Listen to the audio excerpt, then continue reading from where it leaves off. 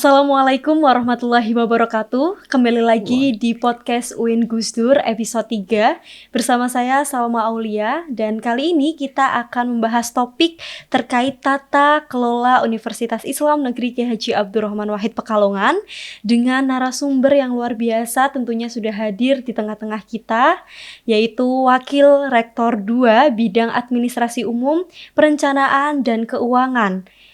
Assalamualaikum Bapak Dr. Randes Muhammad Muslih, PhD. Waalaikumsalam warahmatullahi wabarakatuh. Apa kabar Bapak? Baik Mbak Salma. Mbak Salma? Alhamdulillah baik. Semoga kita selalu diberikan kesehatan, amin, ya Pak ya. Amin. Baik, untuk mengenal lebih dalam nih Pak terkait Bapak Warek 2, apa sih Pak kegiatan sehari-hari Bapak? Terima kasih. Kegiatan kalau di kampus tentu ya selalu koordinasi dengan Pak Rektor, kemudian dengan para warek, Pak Kabiro dan semua pimpinan tentang tugas-tugas saya di bidang administrasi umum, perencanaan dan anggaran kalau di kampus ya. Bagaimana supaya kegiatan ini, tugas ini bisa berjalan dengan baik dan maksimal ya. Kalau tentu kegiatan di rumah juga banyak. Selain untuk keluarga, tentu kami ini bagian dari masyarakat ya.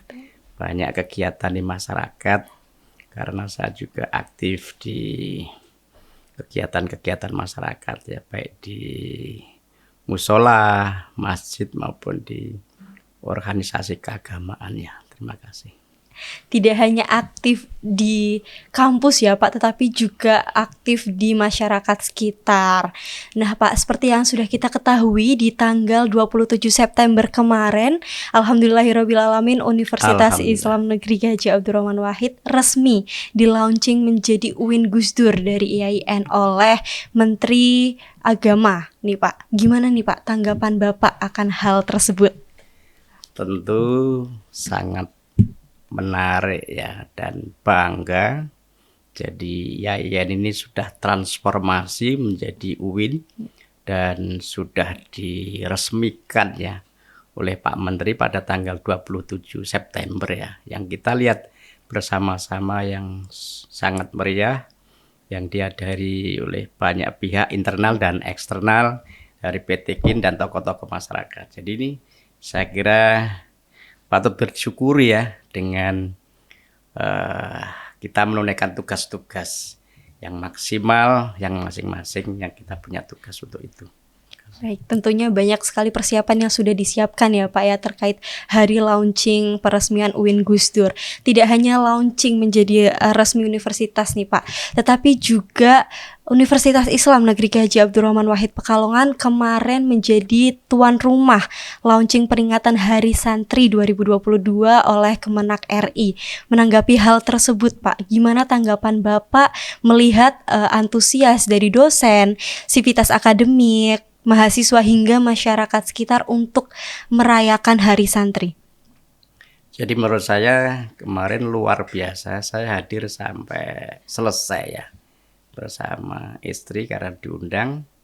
Jadi saya melihat secara langsung dan itu memang tugas yang menantang bagi UIN kita.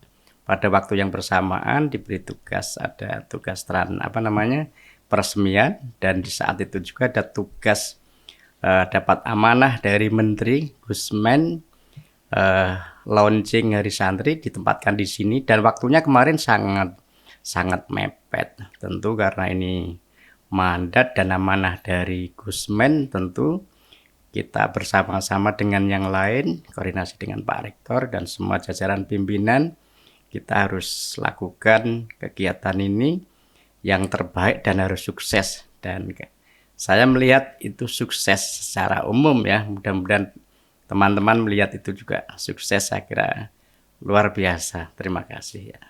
Ya, acaranya sangat sukses Pak. Untuk mempersiapkan acara launching peringatan Hari Santri itu butuh berapa lama Pak? Sebenarnya kegiatan itu kan rencananya Pak Rektor yang sudah kita sepakati bersama pimpinan yang lain itu kan tanggal 3 Oktober. Baik itu terutama peresmiannya kita itu sesungguhnya pada tanggal 3 Oktober. Tapi karena Gusmen ada kegiatan yang mendadak tidak bisa, Nah, beliau minta tanggal 27 September dan sekaligus ada amanah supaya hari santri launchingnya adalah ditempatkan di UIN Gus Dur dan secara terbuka. Wah, ini tantangan yang luar biasa. Karena itu permintaan Gusmen, maka Pak Rektor bersama pimpinan yang lain termasuk kami harus siap betul dan kita lakukan semua koordinasi di internal dan eksternal supaya kegiatan itu sukses. Maka alhamdulillah sukses menurut saya ini. Ini adalah testimoni transformasi dari yang menjadi UIN. Tugas yang seperti harus menjadi kebiasaan kerja cepat, tapi juga tepat dan harus berhasil ya. Saya kira ini menantang dan harus kita biasakan seperti itu ya. Makasih. Kerjasama yang cepat dan tepat ya Pak ya. Ya. Sehingga mampu membuahkan hasil yang menyukseskan seperti itu. Nah, setelah transformasi nih Pak dari IAIN menjadi Universitas Islam Negeri Kiai Haji Abdurrahman Wahid Pekalongan, gimana sih Pak perasaan Bapak setelah alih status dari IAIN menjadi UIN? Tentu gembira ya, karena ini sudah transformasi kelembagaan dari IAIN menjadi UIN, Universitas Negeri Kiai Haji Abdurrahman Wahid. Jadi ini menurut saya perlu disyukuri dengan melaksanakan tugas yang sebaik-baiknya, karena perubahan ini berkonsekuensi harus kerja keras semua, Pak Rektor bersama kami semua pimpinan sampai tingkat fakultas, pasca, lembaga, dan juga unit. Artinya harus kerja keras, kerja cerdas, dan kreatif, inovatif betul, karena ini ada implikasinya dari IAIN menjadi UIN. Ini harus kerja keras luar biasa ya. Ya, gitu ya. Baik, dari kerja keras tersebut nih Pak, apa sih Pak perbedaan ketika kemarin masih menyandang status IAIN dan sekarang sudah bertransformasi menjadi UIN? Apa yang menjadi perbedaan menurut Bapak Wakil Rektor 2 ini? Oh ya, jadi salah satu mandat yang penting menjadi UIN, saya kira kita diberikan ruang ya, ruang yang lebih luas. Untuk menyelenggarakan pendidikan, tidak hanya saja pendidikan berbasis agama, tetapi adalah pendidikan berbasis umum. Nah, ini saya kira tugas yang menantang bagi semua, Pak Rektor, kami, Wakil Rektor 1, 2, dan 3, semua akan memikirkan tantangan ini, bagaimana merencanakan program-program studi yang berbasis umum ya, yang itu sangat penting dan diminati dan bisa memberikan kontribusi kepada masyarakat, kepada bangsa yang lebih besar lagi. Ini saya kira tantangan berat ya bagi kami ya. Kami yakin kalau kita nanti kerja keras, kerja cerdas, kreatif, inovatif, dan berkolaborasi sinergi dengan semua yang ada di internal dan eksternal, saya kira kita bisa ya. Dan itu masih banyak hal yang lain ya, ini karena menjadi UIN, tugas-tugas kita, pelayanan-pelayanan kita harus semakin lebih bagus ya, termata. Ya, saya kira begitu ya. Baik, kualitasnya ya Pak ya, lebih meningkatkan kualitasnya, yang tadinya ruang lingkupnya hanya Universitas Islam menjadi universitas secara general umum begitu ya Pak ya. Kemudian nih Pak, Badan Layanan Umum atau biasa dikenal dengan BLU Pak, merupakan bagian dari manajemen sistem keuangan dan tata kelola di Universitas Islam Negeri Kiai Haji Abdurrahman Wahid Pekalongan. Bagaimana perkembangan menuju BLU tersebut Pak? Oh ya, jadi kebetulan saya yang mengawal itu ya, saya dimandati Pak Rektor dapat amanah itu untuk menyiapkan Badanan Layanan Umum itu di bawah koordinasi Wakil Rektor 2 saya. Jadi ketika IAIN itu mau bertransformasi menjadi UIN, ini salah satu persyaratannya adalah sudah punya naskah akademik BLU, dan itu harus sudah dinilai. Dan kalau tidak punya naskah itu, maka kita tidak akan menjadi UIN seperti ini. Dulu kita sudah sudah diminta itu dan sudah kami siapkan, dan akhirnya dinilai salah satu bagian itu sehingga melengkapi persyaratan yang lain, pada akhirnya kita bisa menjadi. Jadi kita ini sudah menyiapkan naskah akademik untuk BLU ya, sejak transformasi menjadi ini sudah. Dan saat ini posisinya ada perbaikan naskah itu yang mau dibawa di Kementerian Keuangan, dan kami rencanakan di akhir tahun 2022 ini naskah itu sudah disidangkan. Pak Rektor bersama kami semua tim akan diuji, disidangkan oleh tim para pakar BLU di Kementerian Keuangan. Jadi mudah-mudahan tahun ini sudah selesai ya, berbagai standar ya, ada standar tata kelola, ada standar yang pertama sudah disetujui Pak Menteri, kita posisinya adalah standar SPM, standar pelayanan minimal, sudah ditandatangani 1 minggu yang lalu. Jadi SPM, standar pelayanan minimal itu sudah ditandani Pak Menteri seminggu yang lalu, alhamdulillah. Sekarang masih ada sedikit perbaikan, yaitu adalah standar strategi bisnis ya. Jadi strategi bisnis yang masih sedikit perbaikan. Mungkin kami rencanakan tidak lebih dari 2 minggu sudah selesai, lalu nanti kita kirim di Kemenak. Lalu kalau sudah semua selesai, itu sudah selesai, standar pembiayaan sudah selesai, tata kelola sudah selesai, insya Allah nanti akhir bulan ini Oktober kita akan kirim atau submit di Kementerian Keuangan RI. Lalu pada saatnya kita akan menunggu jadwal sidang kelulusan ya dari Kementerian Keuangan nanti ya. Mudah-mudahan tahun ini bisa selesai, kita diuji lolos, kemudian nanti tahap-tahap berikutnya di 2023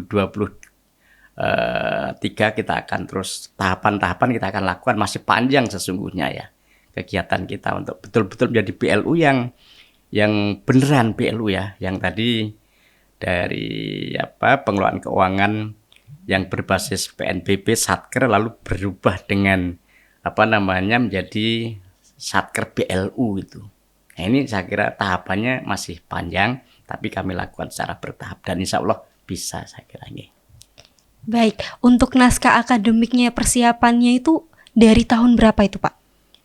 Ini sudah hampir ya, sebelum jadi UIN kita sudah menyiapkan. Berarti UIN kemarin kita sudah hampir 1,5 tahun ya, sudah terhitung 1,5 tahun ya. 1,5 tahun dan sambil menyiapkan persiapan-persiapan yang lain ya Pak. Iya, tahapan-tahapan menuju BLU yang sesungguhnya seperti itu, dan itu merupakan proses yang sangat luar biasa tentunya dan membutuhkan kerjasama tim yang luar biasa juga ya Pak ya.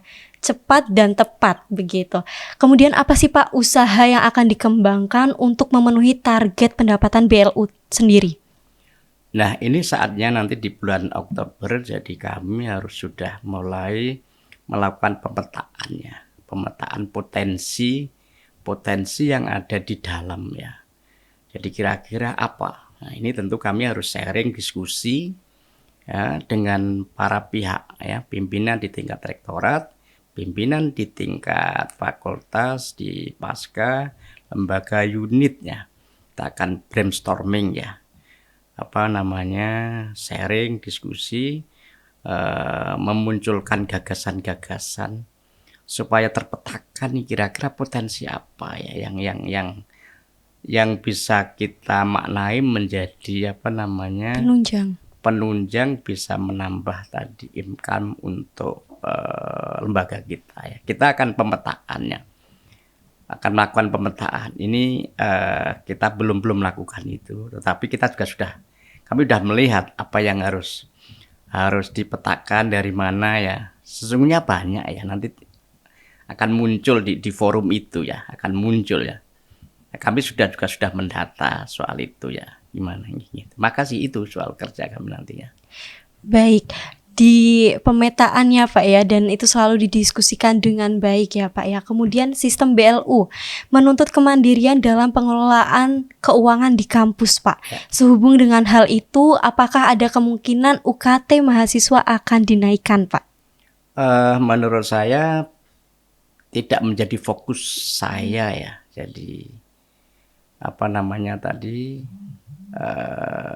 bayar UKT-nya menjadi lebih mahal itu saya kira tidak menjadi fokus kami, meskipun BL itu harus mandiri ya. Jadi UKT itu bukan satu-satunya yang harus ditingkatkan bayarnya supaya naik, tidak ya. Jadi sampai saat ini tidak berpikir sama sekali. Kalau kemarin tuh YAIN itu adalah grade UKT itu sampai 5 ya. Lalu nanti kalau jadi UIN itu memang di peraturan itu grade-nya sampai 7.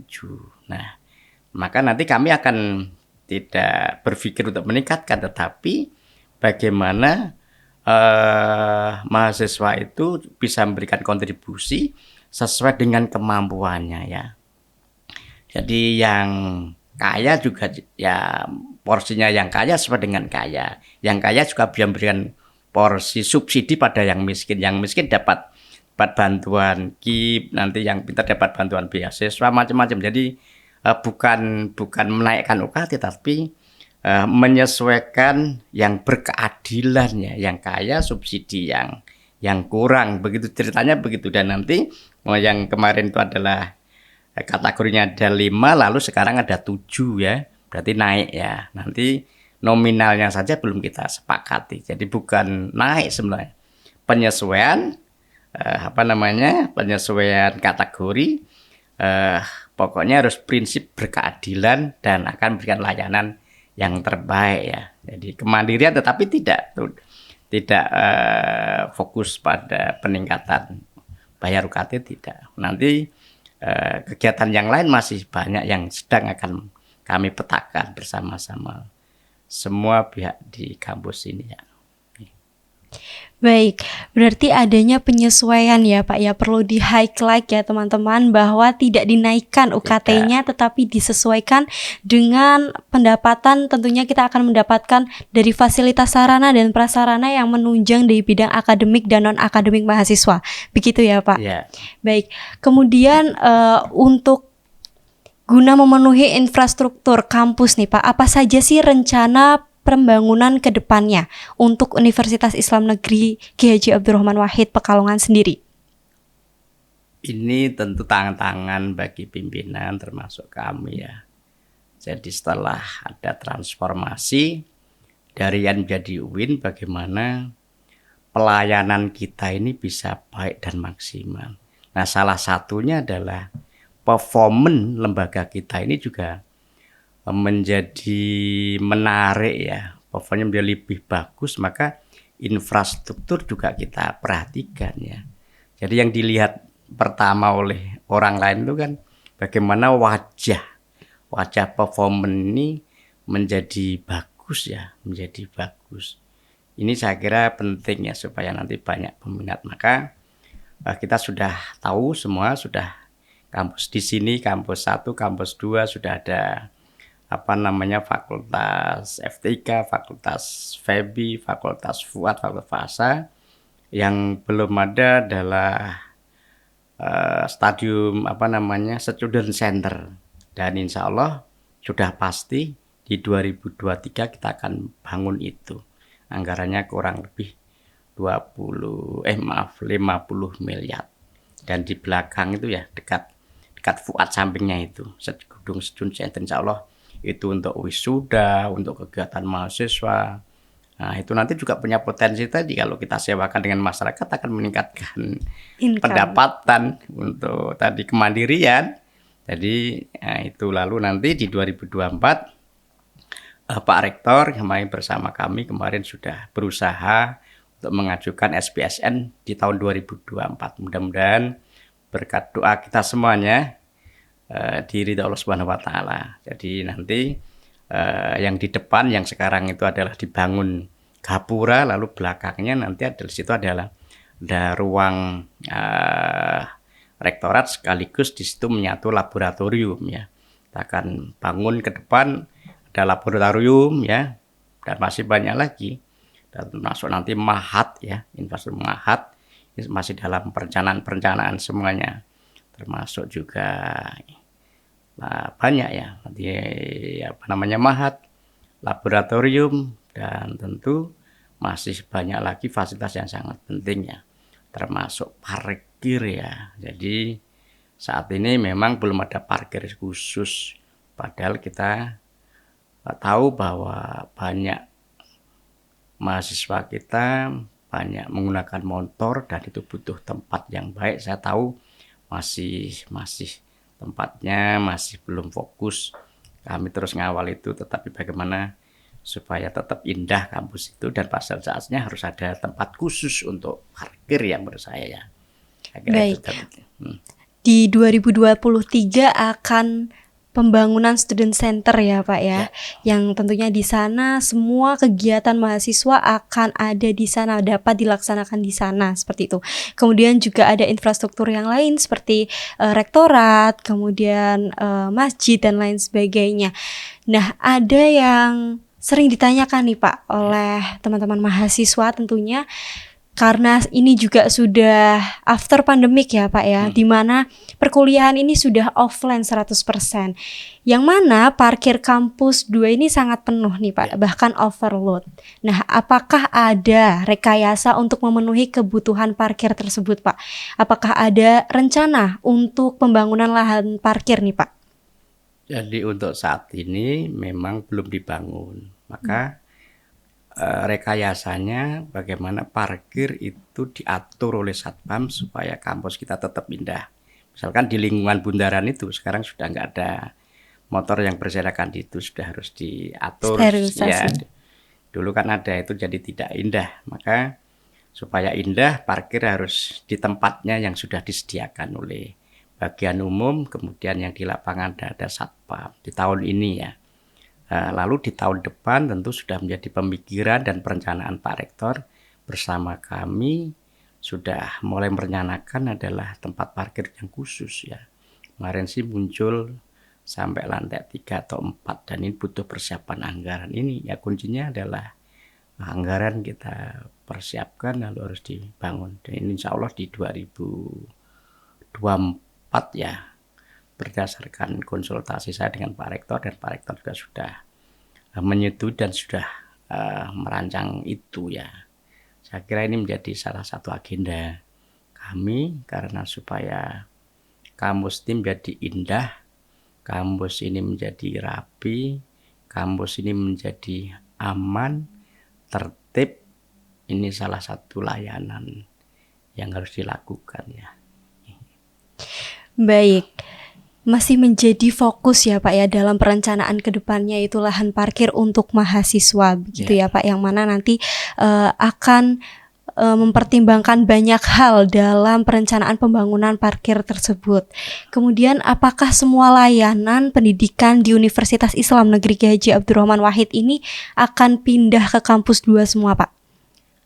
Kalau menurut saya tidak. Jadi ini kan sudah UIN. UIN itu kan lalu butuh infrastruktur yang banyak, luas ya. Nah, saya melihat di sana ini sudah hampir padat ya, sudah hampir padat. Coba lihat setelah Gapuro itu belakang itu sudah fakultas-fakultas, sudah nanti belakang Fuad itu sudah ada nanti student center ya. Nanti belakang lagi nanti ada ruang parkir, kemudian mahat. Menurut saya sudah padat. Nah, di sini menurut saya ini yang sedang kami terus pikirkan, dan tentu kami akan sharing dan diskusi konsultasi dengan Pak Rektor bagaimana ini harus dimanfaatkan secara maksimal. Ini tetap harus kita manfaat maksimal. Maka di sini pasca masih di sini. Pasca itu masih di sini. Dan yang kedua nanti PPG, profesi guru, yang ini ada program khusus dari Kemenak sudah jalan. Itu masih online, pada saatnya nanti ada PPG, ada dalam jabatan, ada prajabatan di sini, dan tentu masih banyak lagi yang harus kita pikirkan supaya kampus ini bermanfaat dan fungsional. Tinggal nanti kita akan sharing, diskusi termasuk dengan Pemda kebijakannya seperti apa. Sebenarnya kan persoalannya soal banjir dan rob ya. Kalau nanti kebijakan di Pemda lalu sudah bisa rob ini sudah bisa ditangani, tentu kita akan bersinergi dan lalu bagaimana memanfaatkan kampus ini. Kami sudah terus berpikir nanti kita akan formulasi bersama ya. Tadi saya udah mikir dengan kegiatan di atas misalnya lantai 3 ini bisa digunakan untuk event-event yang spesial, event-event yang berskala internasional, untuk telekonferensi. Tentu kita tata yang terbaik ya. Tentu kampus belakang kampus ini kita akan terus kita petakan. Kemarin sudah kami undang tim kami yang memotret ini semua ruang-ruang itu sampai meterannya, sampai ruangnya itu sudah insya Allah 1 minggu ini sudah selesai. Lalu kita akan bicarakan bersama para pihak apa yang sangat bermanfaat. Apakah misalkan satu saat itu 1 tahun untuk mahasiswa baru itu kuliahnya di sini dan sekaligus itu adalah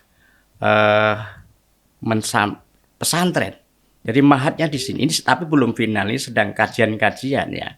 1 tahun kuliah di sini mahasiswa baru kan cukup untuk di mahatnya sini. Tapi ini belum final. Ini terus kajian-kajian kami dari terbatas orang, ini lama-lama akan menjadi bersama banyak orang untuk membuat keputusan yang sangat baik. Jadi sekali lagi kampus ini adalah kampus yang pertama dan masih harus digunakan dan harus diperbaiki menurut saya dengan baik. Sudah banyak dimulai tadi, gedung kita sudah mulai bagus, yang audit ini sudah mulai bersih, rapi kanan kiri. Terus itu kita tata perpustakaan kita kan insya Allah masih kita gunakan yang baik.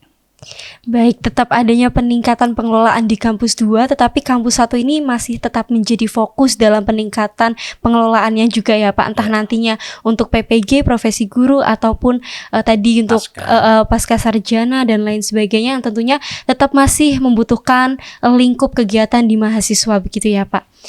Kemudian ketika semua layanan pendidikan pindah di kampus 2, tentunya banyak gedung di kampus 1 ini kosong Pak. Terus apa sih rencana ke depannya terkait penggunaan gedung-gedung tersebut, tentunya gedung-gedung kosong di kampus 1 ini? Jadi kembali tadi pertanyaan tadi, kita tidak akan pindah totally ya. Kampus ini harus masih dirawat, dipelihara, ditata yang lebih bagus. Contoh di audit ini kan belum lama itu diperbaiki. Iya. Dan sekelilingnya itu udah bersih semua, rapi. Itu kalau digunakan oleh kegiatan mahasiswa, lalu digunakan oleh kegiatan fakultas, pasca bisa. Dan semua itu masih kita bersihkan loh ya, lewat tenaga-tenaga kebersihan, dan tentu terus masih kita akan mana yang harus diperbaiki ya. Lalu masih digunakan suatu saat kalau ada prodi baru di sana nggak cukup, bisa kita gunakan di sini juga. Pasca masih di sini. Jadi kita sekali lagi tidak kita tinggalkan. Kita sedang mau berpikir digunakan apa saja ini. Nah, ini belum final. Yang sudah ada kan ini tadi untuk pasca. Dan kegiatan-kegiatan bisa digunakan di sini juga. Nah, kenapa tidak hanya gedung kita tidak digunakan yang itu ya. Di audit saya kira kita terbuka dan itu sudah bagus. Sekali lagi tidak kita tinggalkan, kita akan fungsionalkan. Butuh kesepakatan dan nanti akhirnya apa yang harus kita renov, kita perbaiki ya. Baik, tetap difungsikan ya Pak ya, dengan konsep-konsep yang matang dan nanti akan diskusikan lebih lanjut nih Pak. Nah itu tadi Pak, pembahasan sangat luar biasa, informasi yang didapatkan sangat luar biasa, tentunya lebih mengenal mengenai tata pengelolaan Universitas Islam Negeri Ki Haji Abdurrahman Wahid Pekalongan. Sama dengan episode-episode sebelumnya, bahwa narasumber yang hadir di podcast UIN ini ada challenge-nya Pak, ada tantangannya, yaitu pantun. Kita semua ingin tahu nih, apakah dari Warek 2 UIN Gus Dur bisa pantun atau tidak ini? Monggo Pak. Terima kasih tantangan untuk saya buat pantun ya. Saya dipaksa, mudah-mudahan ini pemaksaan yang bagus, saya harus buat pantun. Mudah-mudahan pantun saya indah ya. Padang rembulan menyusup ke rumah. Cakep. Sinarnya terpancar hingga halaman. Cakep. Sambut masa depan yang cerah dengan kuliah di UIN Gusdur Pekalongan. Luar biasa. Ditunggu untuk kuliah di Universitas Islam Negeri K.J. Abdurrahman Wahid Pekalongan. Bapak terima kasih banyak sudah meluangkan waktunya untuk membagi informasi dan mengulik tuntas terkait tata pengelolaan UIN Gusdur. Terima kasih banyak Bapak Muslih ya yang telah menyempatkan waktunya. Teman-teman, itu tadi topik terkait tata pengelolaan UIN Gusdur, dan ini perlu diketahui oleh mahasiswa UIN Gusdur sendiri ya Pak ya. Sekian, terima kasih, sampai jumpa di episode podcast Gusdur selanjutnya. Wassalamualaikum warahmatullahi wabarakatuh. Waalaikumsalam.